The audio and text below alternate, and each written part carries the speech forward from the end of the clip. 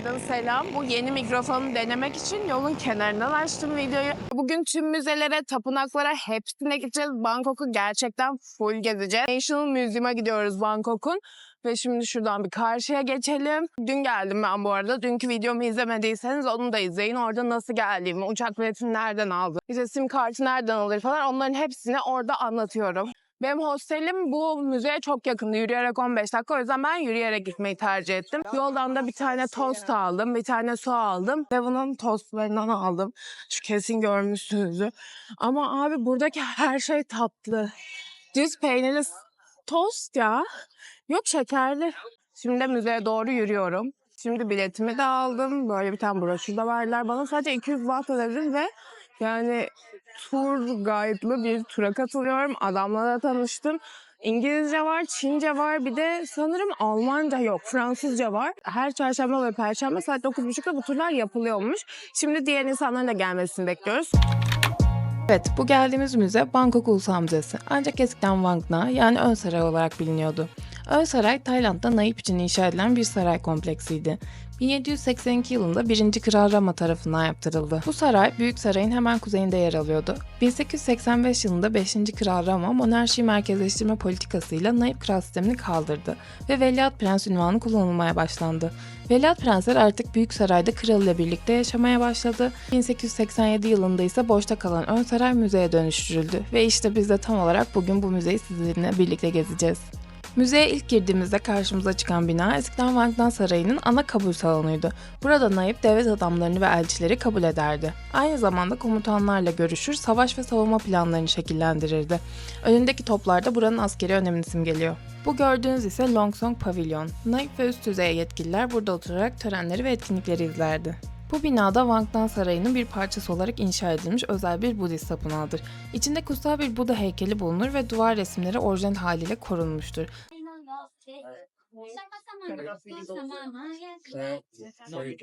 Okay.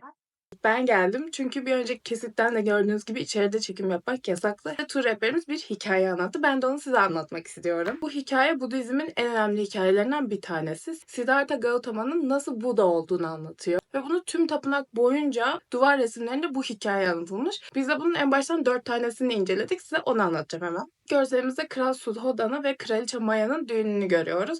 Bu aşağıda bildiğiniz bir düğün merasimi var. Kısmında ise düğüne fillerle birlikte geldiklerini görüyoruz. Filler ise Hindistan kültüründe asalet, bilgelik ve kutsallığın sembolü olduğu için bu resimde de özellikle yer verilmiş. Resmin en üstünde kral bu fillerle birlikte düğüne geliyor. İkinci görselde ise Kraliçe Maya'yı uyurken görüyoruz. Orijinalinde beyaz bir fil görüyoruz. Filin de 6 tane dişi var. Daha sonrasında bu rüyayı kahinlere yorumlattığında Kraliçe Maya'nın hamile kaldığını ve doğuracağı çocuğun güçlü ve büyük bir lider olacağının işareti olduğunu söylüyorlar. Yani doğmamış Siddhartha'dan bahsediyorlar. Ve bu resimde de üstte bir filin üzerinde Siddhartha'yı görüyorsunuz. Bu da aslında uyuyan Kraliçe Maya'nın rüyası. Üçüncü sahnede ise Siddhartha'nın doğumunu görüyoruz. Bu doğum ise Lumbini bahçelerinde gerçekleşiyor. Ve doğumundan sonra direkt 7 adım attığını ve her adımda da bir lotus çiçeği açıldığı gibi bir efsane de var. Doğumundan 7 gün sonra annesi Kraliçe Maya ölüyor. Aslında bu da Siddhartha'nın aldığı ilk ders oluyor bu hayattan daha 7 günlükken. Bir şeyin kalıcı olmadığı, her şeyin gelip geçici olduğu ile ilgili bir öğreti olarak daha sonra anlatılıyor.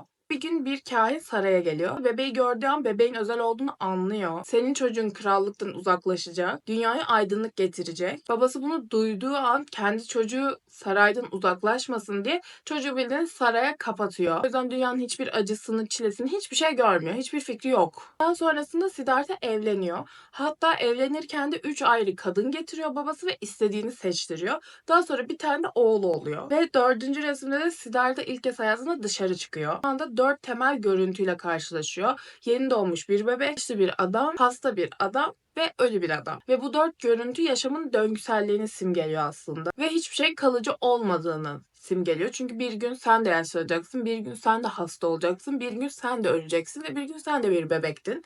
Aslında bunu anlıyor. Ve daha sonra saraya geri dönüyor ama bunu düşünmeden edemiyor ve sarayı terk edip gidiyor. Bebeğini falan da bırakıyor bu arada. Neyse. Daha sonra atıyla birlikte tek başına çıkıyor. Saçlarını kesiyor, tüm kraliyet kıyafetlerini bırakıyor. Bir keşiş hayatı yaşamaya başlıyor. Birçok öğretmeni oluyor. Ormanda yıllarca meditasyon yapıyor, farklı öğretiler öğrenmeye çalışıyor.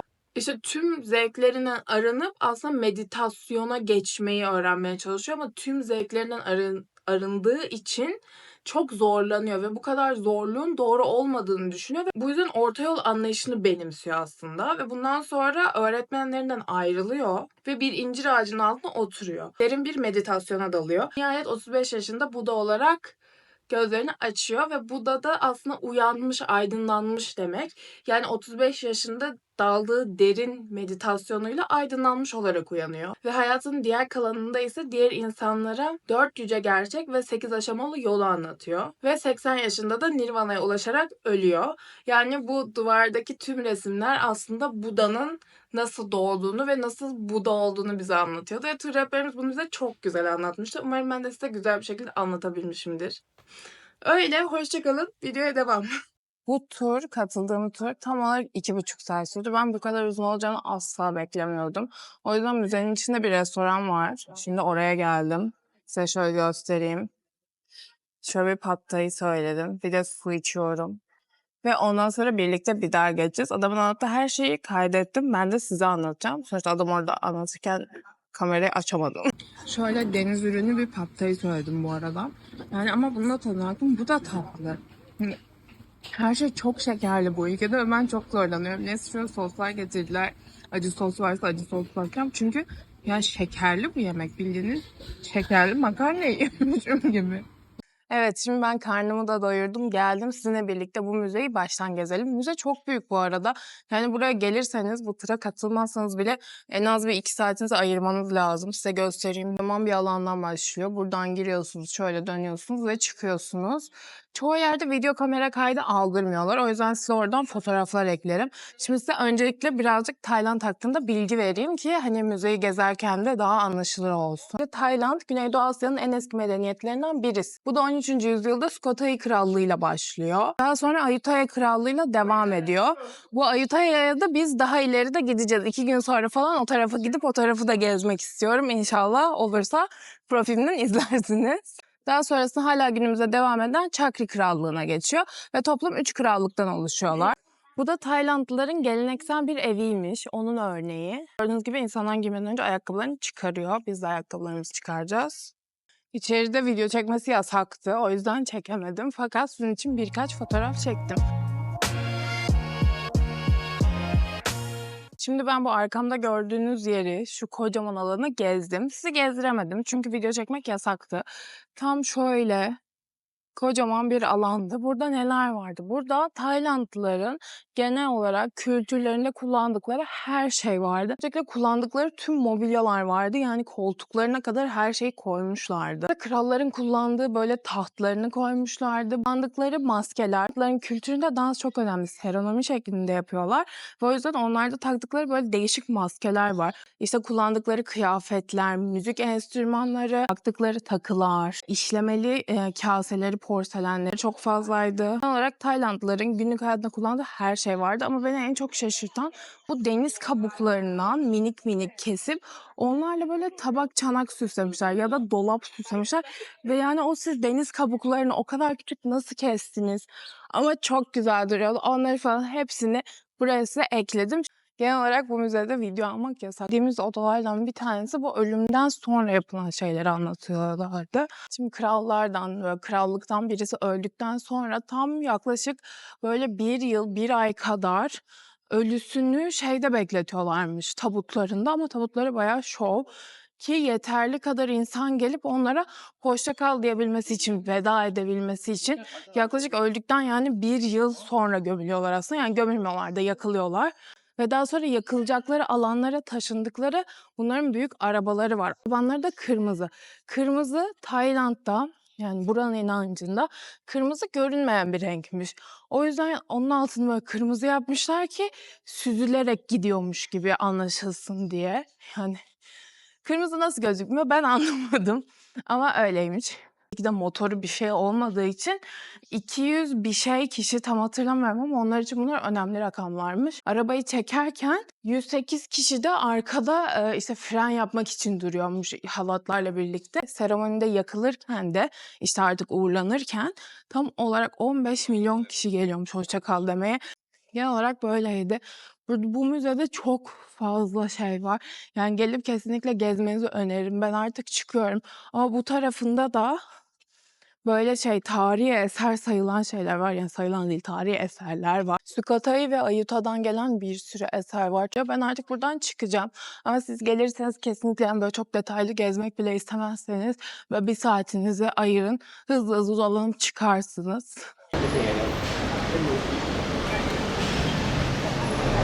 Size Tayland'la ilgili çok şaşırdığım bir şeyden bahsedeceğim. Çok temiz. Yani çok temiz. Şöyle bakın.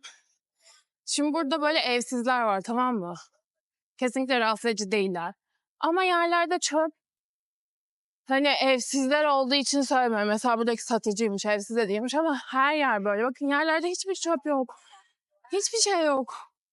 Ve burada garip bir şekilde çöp kutusu da yok. Ve çöp kutusu olmamasına rağmen insanlar çöpünü asla yere atmıyor. Yani ben çöpümü tüm yol boyunca çantamda taşıdım. Çünkü atacak bir yer yok. Ama yine de kimse çöpünü yere atmıyor. Aynı Japonya gibi. Japonya'da da böyleydi. Evet, şimdi Bangkok'un en ünlü tapınaklarından birine geldik. Wat Po Tapınağı, yani diğer adıyla Yatan Buda Tapınağı.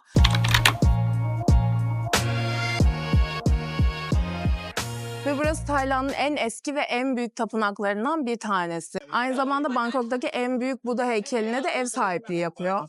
Burası 16. yüzyılda Ayutthaya Krallığı zamanında inşa ediliyor. Daha sonra Kral Rama Bangkok'u başkent yaptıktan sonra burası Tayland'ın ilk eğitim merkezi haline geliyor. Yani ilk üniversitesi de diyebiliriz.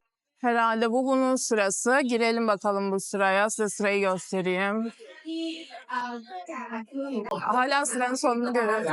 Bu ne? Ben bu sırayı nasıl bekleyeceğim? Saat 14.46. Bakalım kaç dakikada gireceğiz. Yatan büyük. Bu da heykel 46 metre uzun bence. 46 metre. Nasıl bir boyut ya? Gerçekten çok büyük. Ve 15 metrede yüksekliği varmış. Hani ne göreceğim hakkında hiçbir fikrim yok. Yani videolarında gözükenden çok daha büyük bir şey çıkacak büyük ihtimalle. Hadi bile sıra bu arada. Sıra çok hızlı ilerliyor. Sakın sıra uzun diye girmemezlik yapmayın. Buraya kadar gelmeyin. Girmeden ayakkabılarımızı çıkarttırdılar ve şöyle poşetlere koyduk. Aha. Gerçekten çok büyük. Sakın bakın.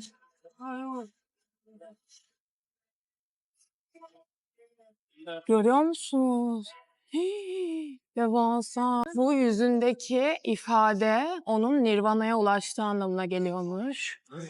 Bu Budizm'de de Nirvana dedikleri şey, siz bir hayata değil, birden çok hayata geliyorsunuz. Meditasyonlarla işte onların inançlarına, yani Budizm'deki inançlara yaşayıp cümleyi kuramadım.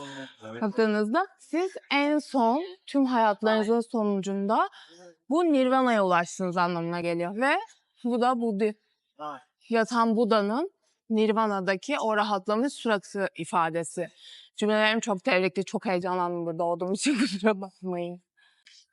Gonca yatır olmuş yatır olmuş enderleri. Bu da yata büyüyor. Türklerin esprilerini duydunuz mu? Komikti bence de ama gülemedim Türk olduğunu belli etmek için. Karısını mı ne arıyor adam? Ne bu yatıyor böyle diyor. O da diyor ki evet yata yata büyümüş. Of bakın bakın. Ve kendi selfie yapayım durun.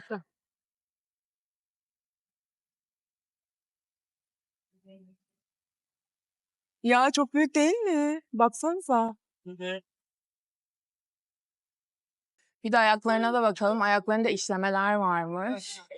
Bakın bu da ayakları. Bu ayak tabanında bulunan sedef kakmalar tam 108 tane. Ve bu da Buda'nın kutsal özelliklerini simgeleyen farklı farklı işaretler hepsi. Ve bu heykelin yattığı pozisyon olduğu için ve tam ayağında olduğu için Buda'nın da Nirvana'ya ulaşmasını ve aydınlanmayı temsil ediyor yine. Yani aslında çok manyak bir heykel yani. Kendi dinlerini sembolize ediyor. Şöyle ayakla beni çekeyim. Ayak ve ben. Tüm duvarlarda da full böyle tek tek çizilmiş resimler var. Duvarlar da çok manyak aslında ama bu da o kadar hayret verici ki kimse duvarlara bakmıyor bile. Evet, çıkıyoruz. Bu da Buda'nın arkası. Bakın. Millet hepsine para ata ata ilerliyor. Büyük ihtimal bu böyle inançsal bir şey. Ama benim bu kadar param yok. Ha, bunları satın almış. Bakın bu bozuklukları. Kadının elinde. Benim yok bunlar. Bilseydim alırdım. Neyse. Basının arkasında böyle full işlemeler var. Çok manyak değil mi? Hepsi minik minik. Şu aşağıya falan bakın. Hepsi işleme bunların. Heh, şimdi tam bakın şuradan çıktım. Şuradan. Burada bir adam insanları su atıyor. Ve hemen sıraya girdim. Hava da sıcak. Büyük ihtimal bu dinsel bir şey ama ben hiçbir fikrim yok niye yapıldığına dair. Şimdi ıslanayım diye bekliyorum.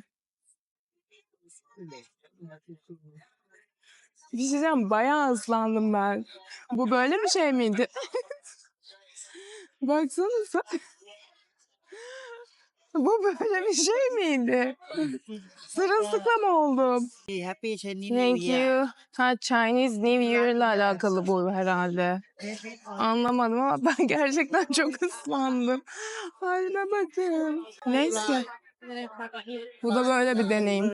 Evet, şimdi devam edelim. Böyle burası devam ediyor. Islanmamız çok komik değil miydi? Ben aşamadım hala. Bu kapı altından mı bu kapı?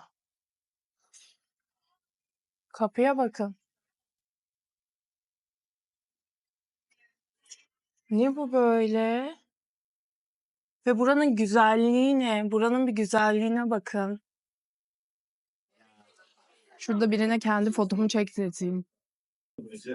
Nasıl?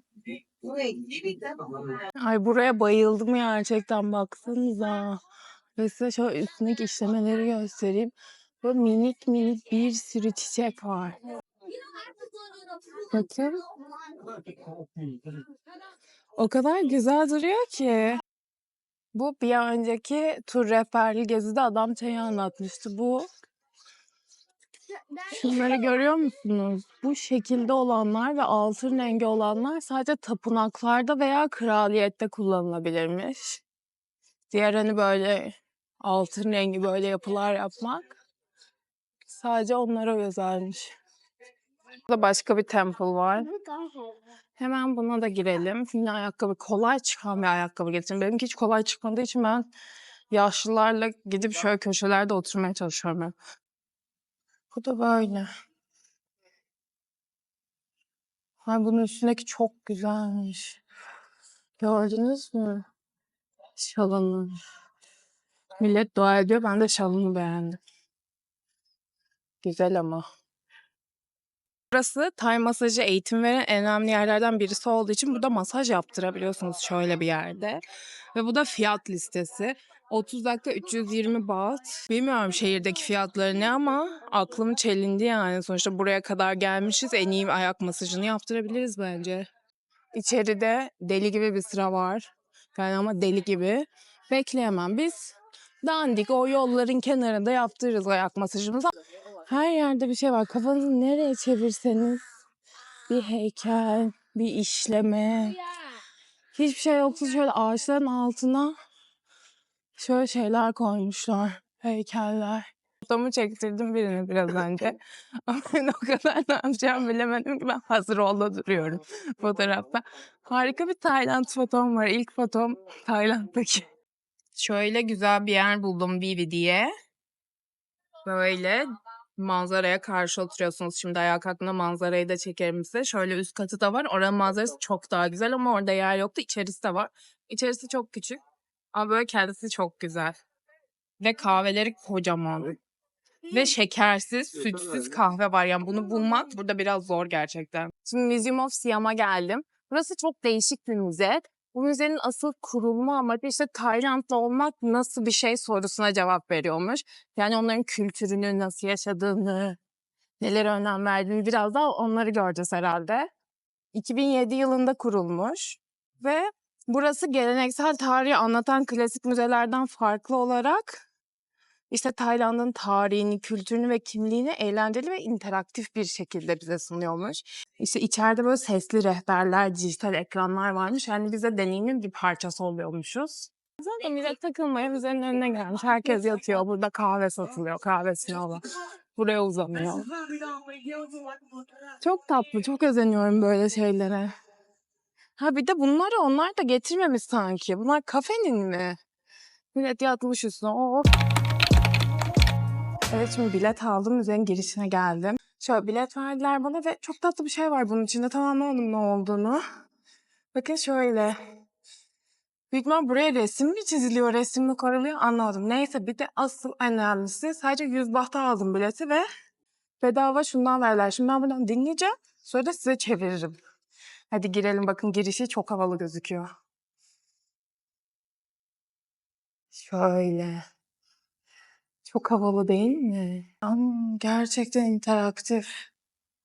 Nereden başlamam gerekiyor ki? Bir hangisi?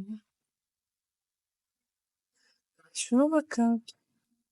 Her yerde böyle çok değişik şeyler var. Şimdi bir tane şov varmış. Onu izlemeye geldim. Bu son şovmuş. O yüzden bana dediler ki ilk şovu izle. Şimdi sizle birlikte şovu izleyeceğiz. The Kingdom of Sial had entered a new era. During the reigns of King Rama V, VI, and VII, the King era.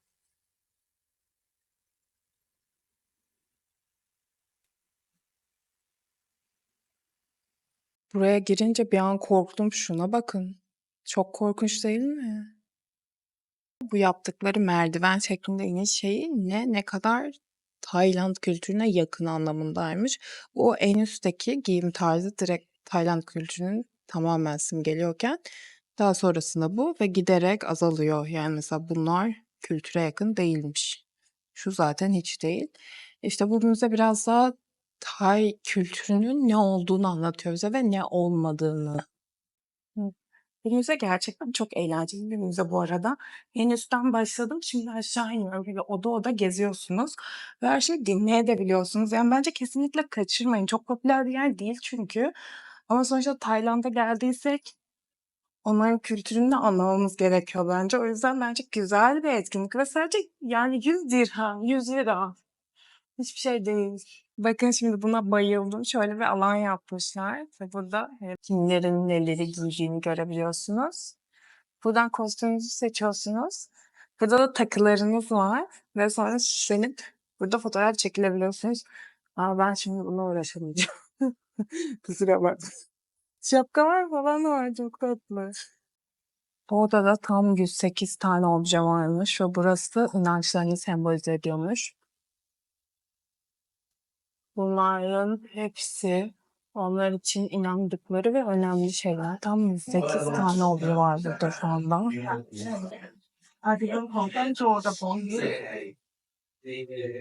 Bu odaya ben bayıldım. Bu oda sadece Tayland'da olan şeyler hakkındaymış. Yani bir Taylandlı'nın günlük hayatında kullandığı şeyler. Gerçekten bunu her restorandaki her masada var.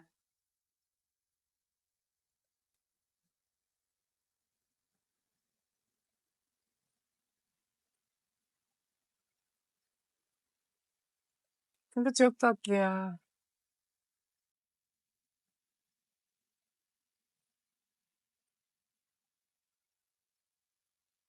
Bunlar eskiden neydi, şimdi ne olduğu gösteriyor. Ve tüm zamana, yıllara göre kronolojik olarak yapmışlar. Harika değil mi? Ve bir sürü var. Bakın bu animasyonda Tayland kültürünün nasıl oluştuğunu tamamen anlatıyor. Ve çok güzel anlatmış.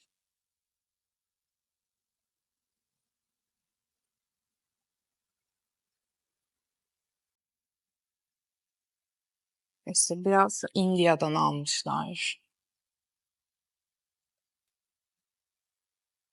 Tapınakları ve inançları Hindistan'dan.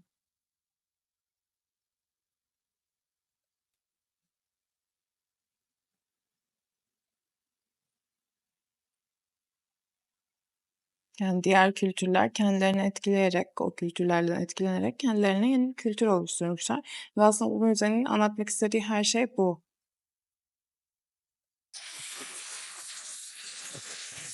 Tayland'ın en önemli yemekleri var onların kültürüne dair ve bu tabakları alıp arkalarını çevirince size böyle bilgiler veriyor.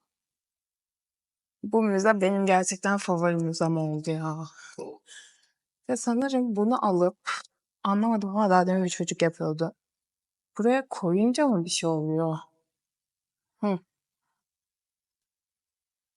Koydum işte.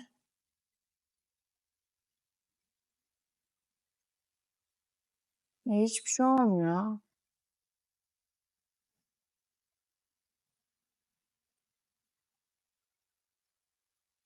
Bozulmuş mu sizce bu? Abi beyaz oldu benimki.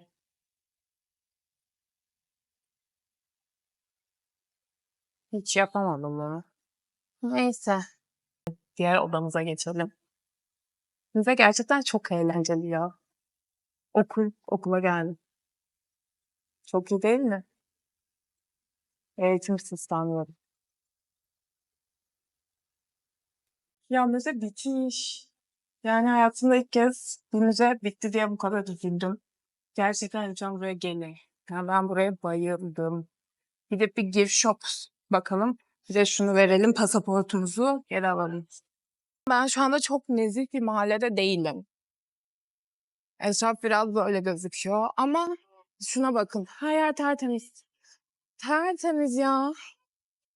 Ben Bangkok'un bu kadar temiz olduğunu asla bilemezdim. Yani utanıyorum böyle düşündüğüm için kendi cehaletimmiş. Her şey çok temiz. Evet, telefonumun şarjı bitti ve ben şu an kayboldum.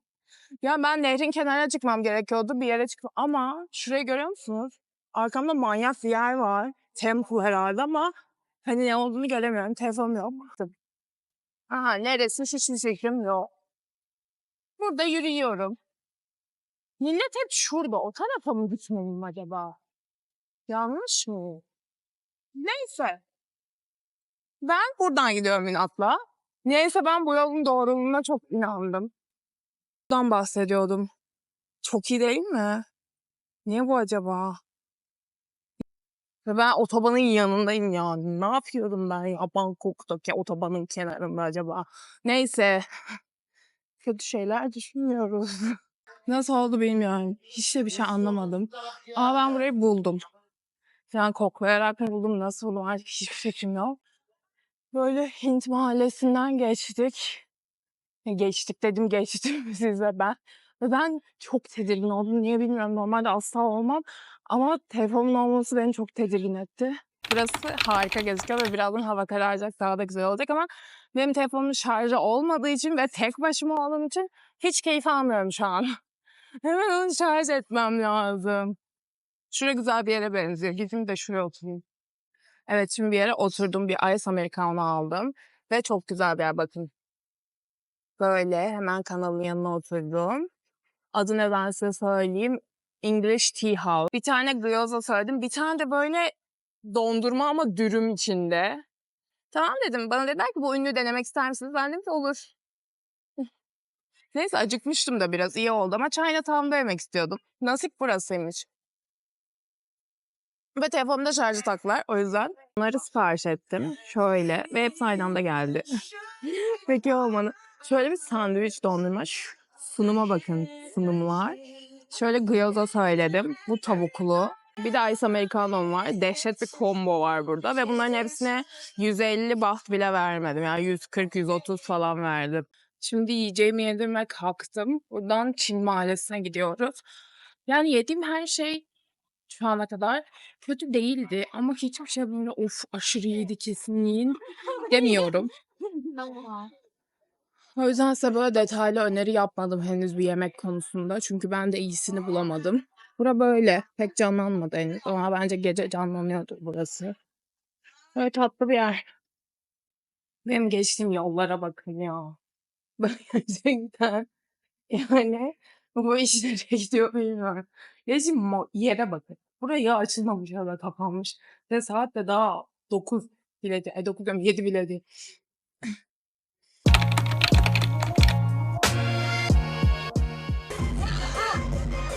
Beni duyabiliyor musunuz bilmiyorum ama burası gerçekten patlıyor.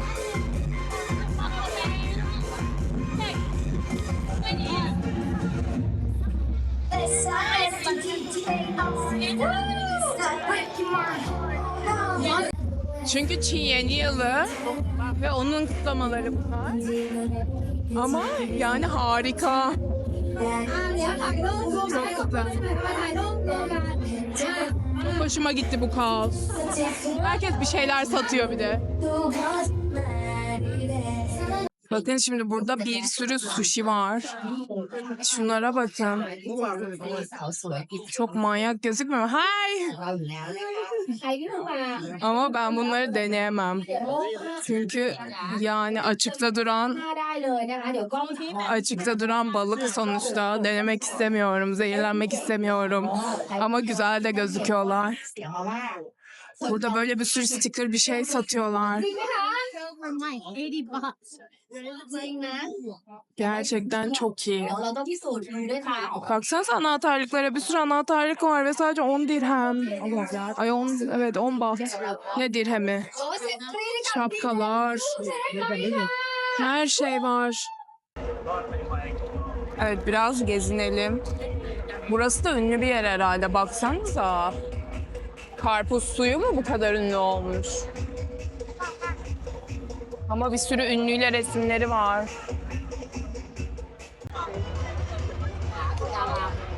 Şurada Çin kıyafetleri var. Çok iyi. Baksanıza alsanız kostüm. Bunlar ne ya? Çok hoşuma gitti. Işıklı mı ışıklı. Bu ne ya? Bunun içine çocuk mu giydirmişler? Çok kısa. Sıkıştım ben burada. Normalde de böyle mi bilmiyorum. Çin yeni yılı diye biraz daha şov olmuş. Masaj varmış bakın. İyiymiş ha. Çok ucuz. 30 dakikası 150 baht. Ay bu ne böyle? Dedeye bak keman çalıyor. Çal dede. Bu gürültüde inan herkes duyar seni. Bebekler ve bebeklerin kıyafetleri. Harika. Ay şu terlikler çok güzel ama benim yerim yok. Yoksa bu terliklerden alabilirdim. Şurada da bir tane dönerci var. Abi senin burada ne işin var? Aha şu ünlü böcekler. Akrep. İyi bir YouTuber olmak istiyorsam o akrebi yemem lazım. Ama yemeyeceğim herhalde. Çocuğa bakın.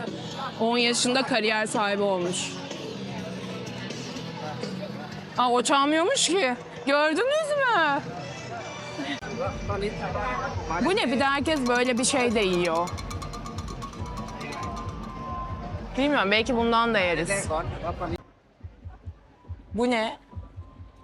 Coconut milk custard. Direkt öyle mi yeniyor acaba? Çok kötü bir YouTuber oldum. Farkında mısınız? Her şeyi ben size soruyorum. Siz bana soracağınıza ben size soruyorum. Bu ne acaba diye. Şu duryanlar. Ben bundan daha önce yedim bu arada. Tadı abartıldığı kadar kötü değil. Bakın şuraya da devam ediyor. O tarafa da gideriz. O gözlükler. Bu ne? Kestane mi dönüyor? Aa kestane valla. Kestane döndürüp satıyorlar bakın. Köpek kıyafetlerine bakın. Köpek kıyafetleri harikaydı. Görebildiniz mi bilmiyorum. Bu gürültü ne ya? Gürültüyü çok merak ediyorum. Ne oluyor bir anda? Bana doğru mu geliyor? Biraz korkunç değil mi sizce de? Akreplerin yanında kaldım. Bakın akrepler gidiyor. Papyrus bile satıyorlar ya. Burada gerçekten satılmadık hiçbir şey yok. Abi çok iyi bir şey yapıyor bakın. Çok iyi kokuyor. Banana pancake'miş. Çok kalabalık ya. Bu kalabalıkta durup bir şey yiyemeyecek gibiyim. Ay bunlar ne? Squishmallow'lara bakın. Tabak tanak satılıyor burada. Harika. Bu ne, lahana sarması mı? Marul sarması. Ben bu yolun... Aha. Aa bakın havai bir şey. Bir havai fişek eksikti.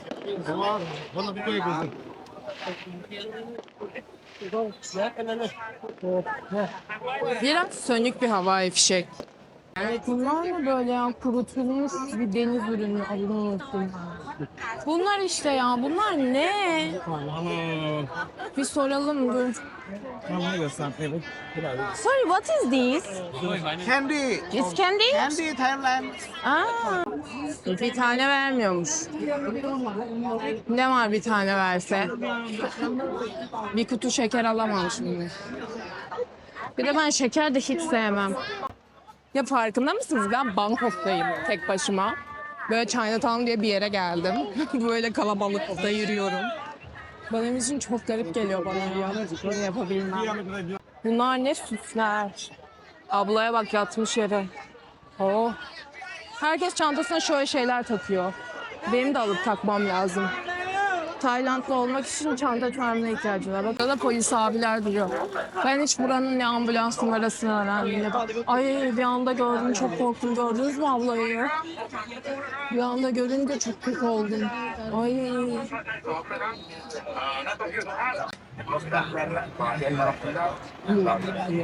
Yine sushiler. Sushiler çok iyi gözüküyor ya. Aa, bu abla ne yapıyor? Güzel bir şeyler var bakın buralarda. Burada da et şiş. Gezmeye devam.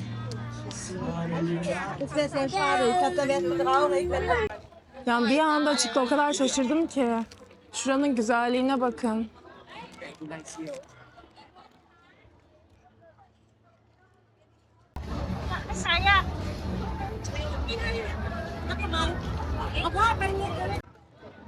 Şimdi de karşıma böyle bir tapınak çıktı. Ünlü mü bunlar acaba? Bana da ver. Ben de aldım. Ne olduğunu hiç bilmiyorum ama bana da verdiler. Ünlü müydü onlar? Ben mi tanımıyorum? Oh bakın. Bitti. Geri dönüyorum ve geçtiğim yola bakın. Çok tatlı değil mi? Çok hoşuma gitti.